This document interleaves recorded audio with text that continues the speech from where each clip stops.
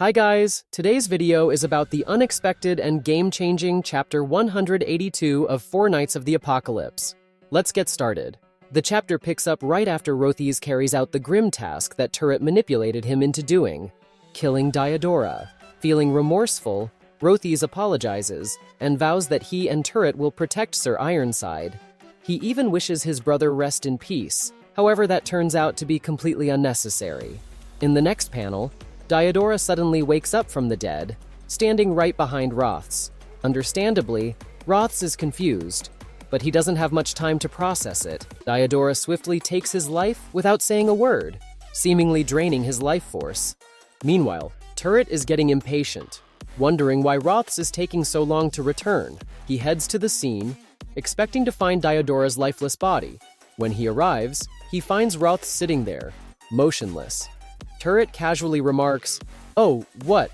You're just sitting there contemplating? I suppose you did the deed, eh? Where's the body?" As he moves closer, he admits he was afraid Rothes might have had a last-minute change of heart. But then, he realizes something's wrong. Rothes is already dead.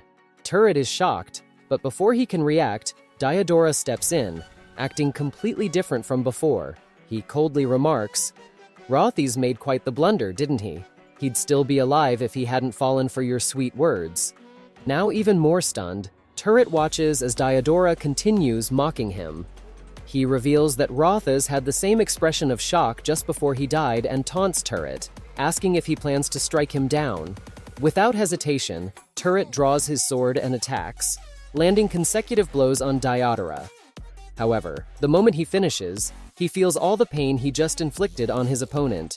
Diodora then explains his newfound magic, which reflects any harm done to him back onto the attacker.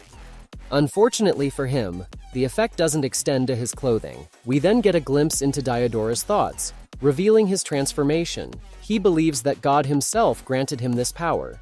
He recalls his past, once a pitiful, abandoned child betrayed by those he trusted, drowning in despair. Now, however, he feels truly free. Diodora then attempts to drain the same vital energy from Turret that he took from Rothes, but he realizes he can't, at least not yet. He deduces that Turret is still alive, which is preventing him from fully absorbing whatever force he took from Rothes. However, he soon confirms that by absorbing Rothes' essence, he has inherited his power. To prove it, he opens a portal to Purgatory, allowing its miasma to seep through. The dark energy doesn't affect Diodora in the slightest due to his magic. But the same cannot be said for Rothes and Turret.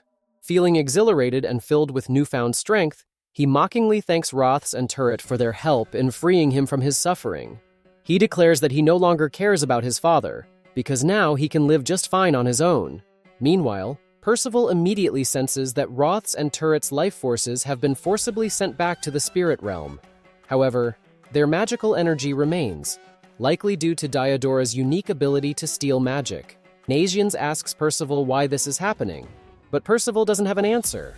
He has yet to fully understand Diodora's magic-stealing and damage-reflecting abilities. All he knows is that he has a terrible feeling about what's to come. He warns Nasiens to be extra cautious in tomorrow's match, and Nasiens reassures him that he will. The chapter ends with the beginning of Day 2 of the Gladiator Festival. This was an intense and unexpected chapter.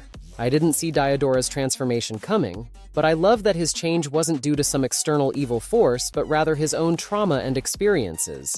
And by the way, the title of the next chapter is Unrequited Love, so it's likely to focus on Tristan and Isolde.